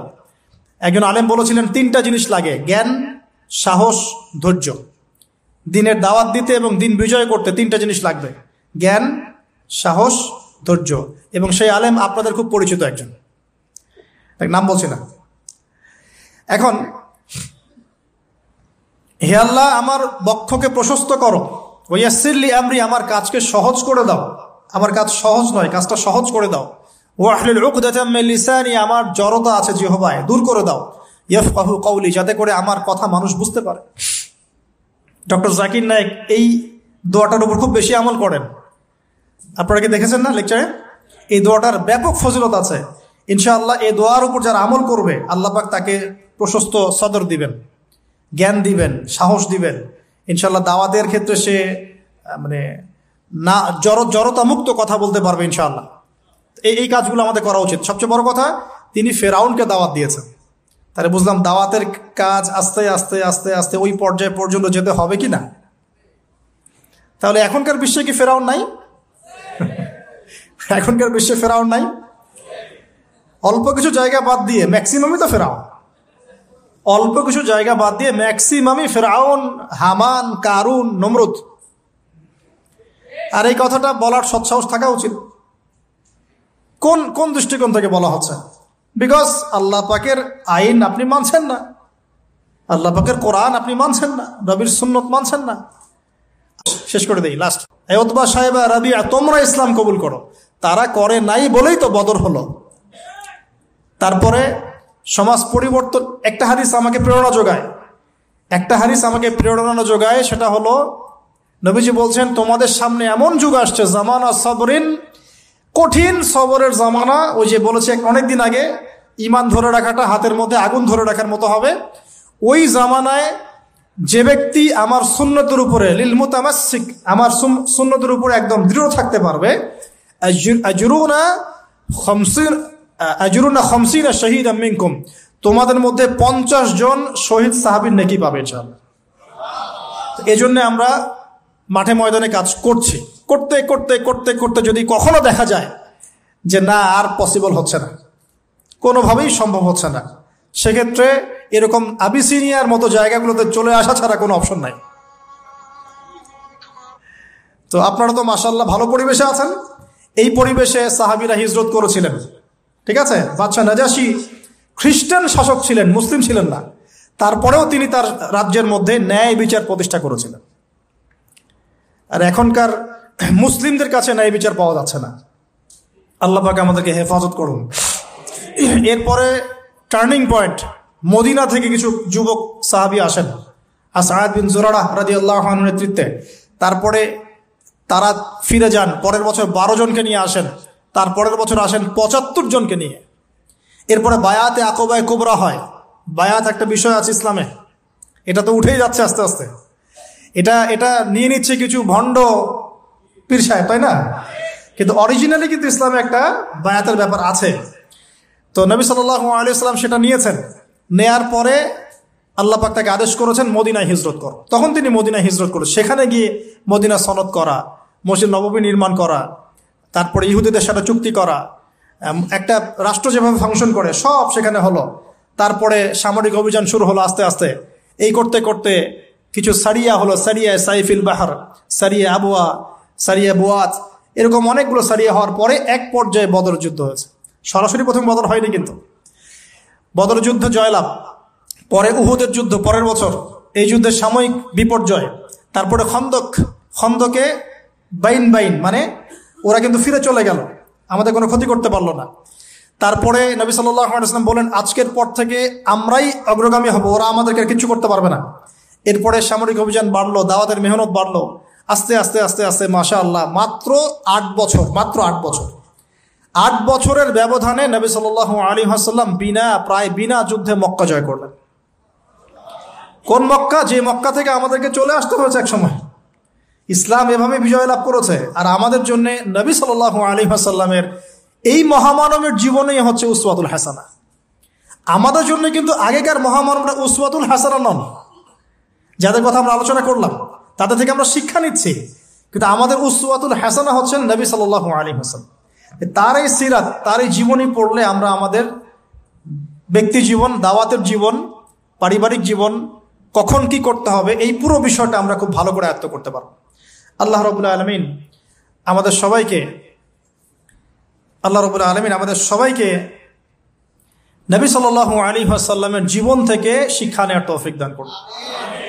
তিনি উম্মার কল্যাণকামী ছিলেন, আমাদেরকে তিনি ভালোবাসতেন, আমাদের জন্য এত কষ্ট করেছেন, তিনি চলে গেছেন, রেখে গেছেন আমাদের কাছে এই দ্বীন ইসলাম। এটাই আমানত। আমরা ছাড়া এরপরে আর কোনো নবী আসছেন না, আমাদের কাঁধেই দায়িত্ব। অতএব শুধু ওলামায়ে কেরামদের কাঁধে দায়িত্ব নয়, আমাদের সবার কাঁধেই দায়িত্ব। যখন ওলামায়ে কেরামরা দায়িত্ব পালনে অবহেলা করবে, আল্লাহ পাক আপনাদেরকে নিয়ে আসবে এখানে ইনশাআল্লাহ। আল্লাহ পাকের কোনো পরোয়া নাই, কিন্তু আল্লাহ পাকের কোনো পরোয়া নাই। যদি আমরা ওলামায়ে কেরামরা দায়িত্ব পালন না করি, আল্লাহ পাক আপনাদেরকে নিয়ে আসবেন, এই চেয়ারগুলোতে বসাবেন ইনশাআল্লাহ। অতএব এই উম্মর উপর সবার দায়িত্ব আছে। নবী সাল্লাল্লাহু আলাইহি ওয়াসাল্লামের সেই আদর্শ তার পরবর্তীতে বাস্তবায়ন করেছেন আবু বকরের মতো সাহাবী রাদিয়াল্লাহু আনহু, ওমর ইবনে খাত্তাবের মতো সাহাবী, উসমান বিন আফফানের মতো সাহাবী, আলী ইবনে আবি তালেবের মতো সাহাবী।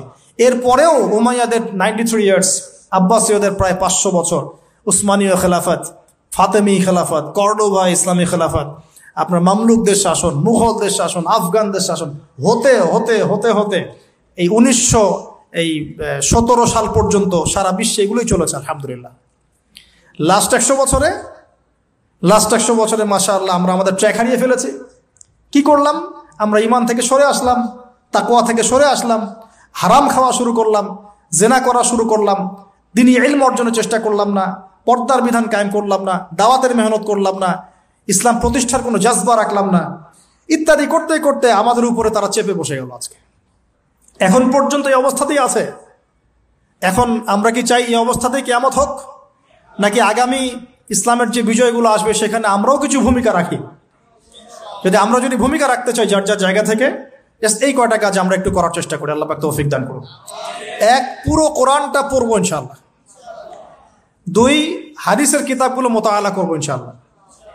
3, আমরা যা জানবো ইমিডিয়েট আমল করার চেষ্টা করবো ইনশাআল্লাহ। এই জামানার আবু বকর ওমর হতে হবে আমাদেরকে, দেখেন উনারা যদি এই জামানায় থাকতেন তাহলে কি ওই ভাষায় কথা বলতেন না এই ভাষায় কথা বলতেন? তো এই জামানার আবু বকর ওমররা হবে স্মার্ট, বিচক্ষণ, মুত্তাকি, পরেজগার, দ্বীনি ইলম অর্জন করবে, তারা দ্বীনের জন্য ডেডিকেটেড থাকবে। আল্লাহ পাক আমাদের সবাইকে কবুল করুন, আমিন।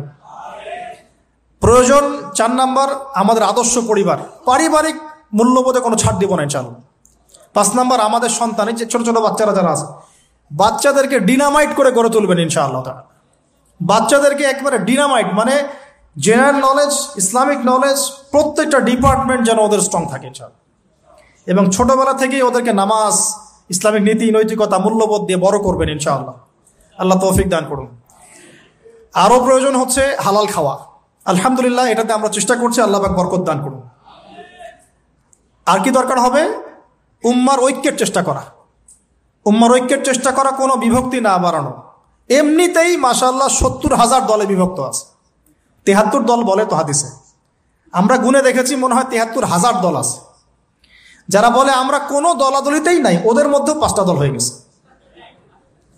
ওটা হচ্ছে সহি ক একটা, সহি খ একটা, সহি গ একটা, সহি খ। এখানে আবার বিভিন্নভাবে ফেরকাবাজি শুরু হয়ে গেছে, এক একজনের আমির এক একজন।